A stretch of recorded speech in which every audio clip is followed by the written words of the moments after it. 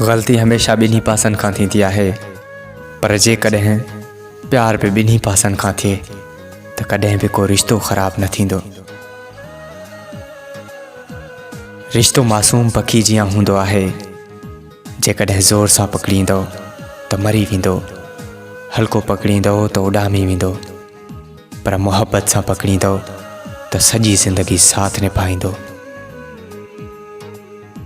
रिश्तनि जी रसी कमज़ोर तॾहिं थींदी आहे जॾहिं इंसान ग़लति फ़हमियुनि में पैदा थियण वारनि सुवालनि जा जवाब बि पाण ठाहींदो आहे।